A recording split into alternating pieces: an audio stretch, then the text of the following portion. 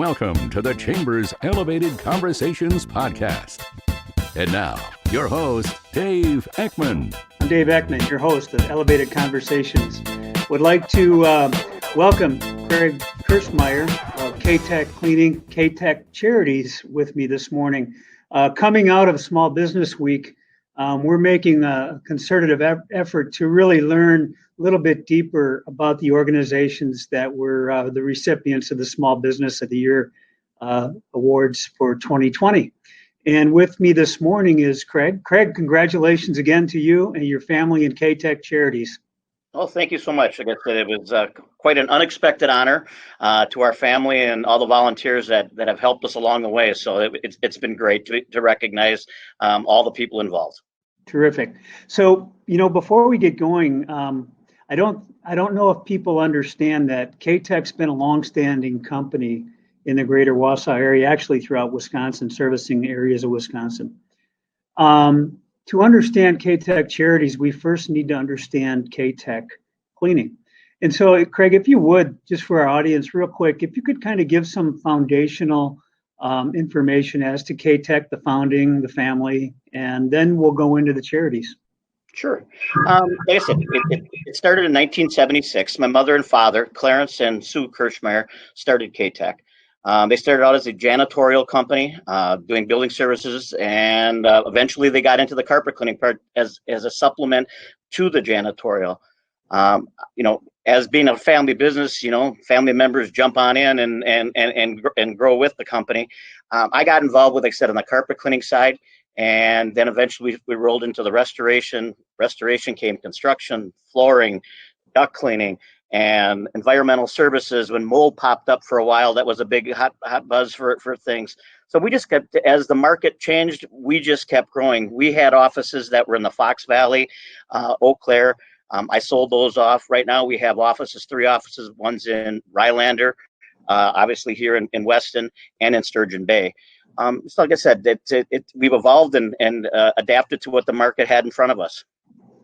Okay, so when we look at small companies, small businesses, and they grow, and our community is blessed with a lot of businesses that have experienced success and started benevolent charities like your family did. Why don't you take us in the audience into K-tech Charities and really how that came to be and how it's grown since its inception? Sure. Well, like I said, the big part about it was we've always wanted to give back and do certain things. My mother, there was a thing that was going on at the Moose Lodge. If people remember the Moose Lodge back then, they were people didn't have jackets, people didn't have blankets.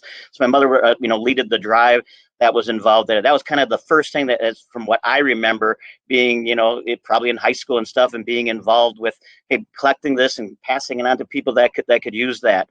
Next, as a group, we talked about food baskets. Wouldn't it be great to give some food baskets out? And we started with 20, 25 baskets and doing it that way. But really, when the K-tech Charities, when that happened, is we started with raising money for, say, let's have a golf outing. We'll raise more money that way so we can get more baskets out.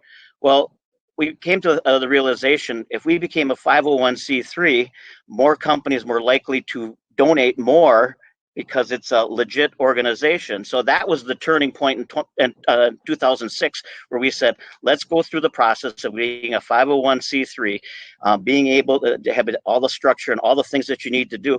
And that's really when it took off, that we were able to do more things. And we've been able to do, from raffles, we've been able to help people because we have a raffle license, we have different things. So it's just not the 3 main events. There's some other ancillary stuff that we've been able to do. But that was really the turning point, is when we decided we were going to be a 501c3, and we went through that process, and that was a springboard to making K-tech Charities larger and larger. Right. And, Craig, when I was out at your location one time, I believe it was in the fall or it was late summer, I remember you preparing for, I believe, a backpack filling event, right? And you had tables all set up, and you obviously don't do that alone. No. Who are the folks that help you? Uh, it's like I said, it's a long list, but we're blessed. Our employees, like I said, it's one of our core values. When we were doing an interview process, we explained it to them. This is what we're about. So if you see that we're doing those kinds of things, we appreciate you jumping in and being part of it. Not that's just something separate that they do. But when we look at it, like I said, and I don't know which time you came out, if it was the holiday food baskets when we did that, when we had all the students from DC Everest to Evergreen, I think it's a fifth grade. We set up this assembly line that they come through and we put boxes and stuff. But I mean, the number of people and businesses that are involved. One of the big ones, like I said, Jeff Wickersham Jewelry, they've been a big part of it, where they get their employees and stuff. They're here loading the baskets. Jason Mackey from K&S fueling it. So it's all business friends. J&D Tube Bending, like I said, the list goes on, and I'm sure I'll miss somebody. So like I said, by no offense, but That's what it's about. These are all the business partners that we've worked with that I pick up the phone and say, hey, kids are coming at this time.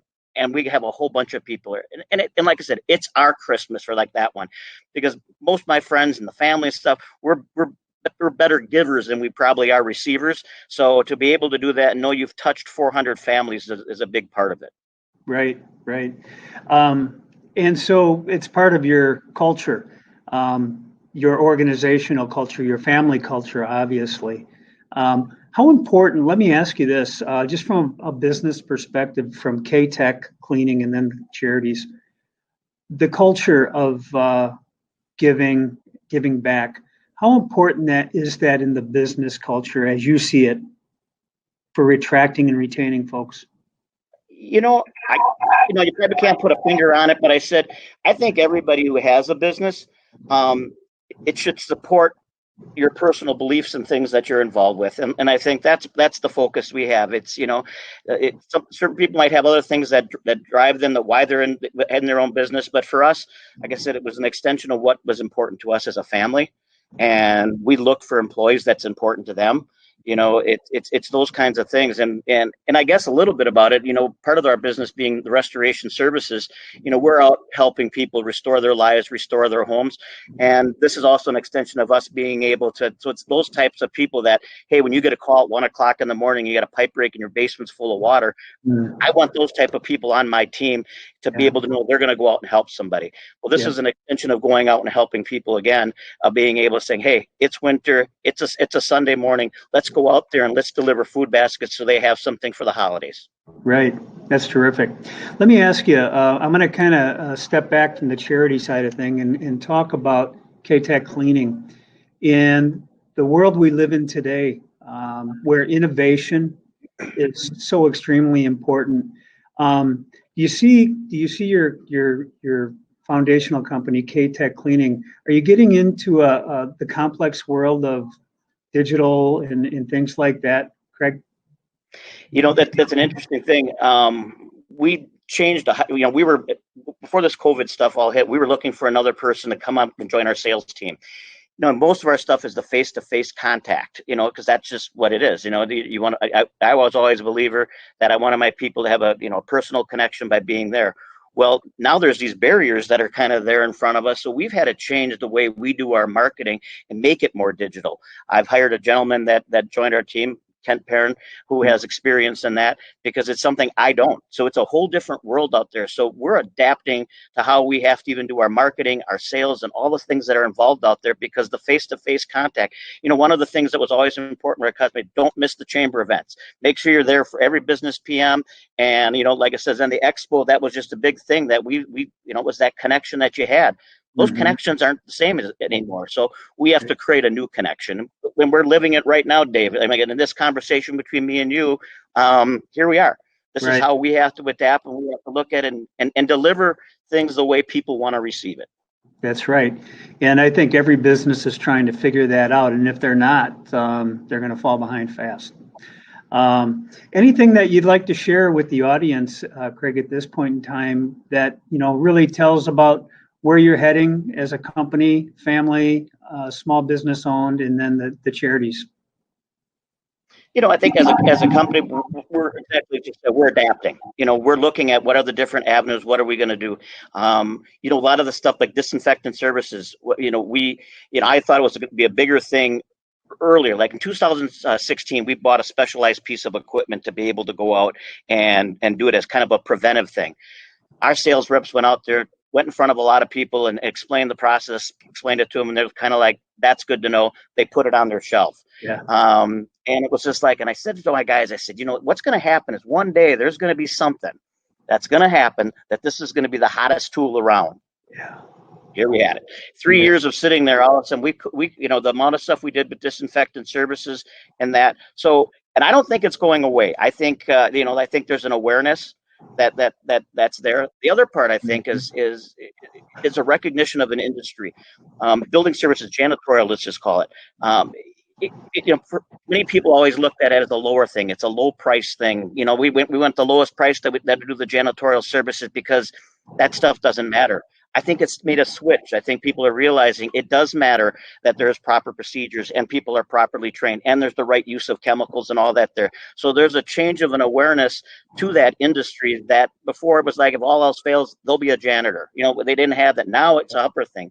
If you go in other countries, being a sanitation specialist of things like that, that's a big thing. And I think sometimes in the United States, we were just the opposite, saying that wasn't as important, and we went with the low bid, low quality. So I think there's more awareness. So I think that's going to continue to change it.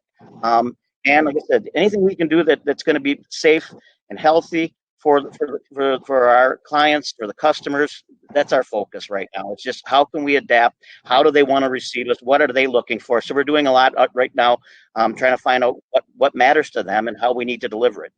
Right. That's an important story to share, and I'm glad you did share it, where we're at in the health environment at this point. And then a small business, a company that had the technology, okay, and now that time hit and you were able to move on it. So congratulations to you. That's the important part of innovation in small business in my mind. I typically, with these, when we do this podcast, I'll end with a fun question. Okay. So, and I know you're big into disco. Oh yeah. I know you are. I think I've seen some pictures of you with some disco outfits on and some necklaces. What's your favorite disco song? Oh boy. It's a fun one that you're going to end with. I can remember, Saturday Night Fever and the music that went along with that, with John Travolta and all that. But the Bee Gees singing. You caught me off guard on that one, Dave. Yeah, it's all right. So. Yeah, typically I give you a heads up on that, but I could see you. Oh yeah. So. way back when, huh? Like I said. So yeah. All right. Hey, that's it for today. I want to thank you for your time and for sharing your story, and congratulations to you and your family. Well deserved. Okay. Well, I want to just thank the Chamber, like I said, for doing their part to keep businesses, connected in this time. Like I said, all the different things that you had to do to be able to, kind of pull off the small business thing last week, being a little bit on the backside of it, watching all this. I mean, great staff, great job by Brian and Stacy and your whole team there. Like I said, I know it was different, but 2020 has been different. So congratulations. Thanks for reaching out to all the businesses and keeping us connected. Yeah, Craig, thank you, and best to you and your family, the Kersemeiers out there in Weston. Have a great day. Thank you. You also. Okay. Take care. This podcast episode is a production of the Greater Wausau Chamber of Commerce.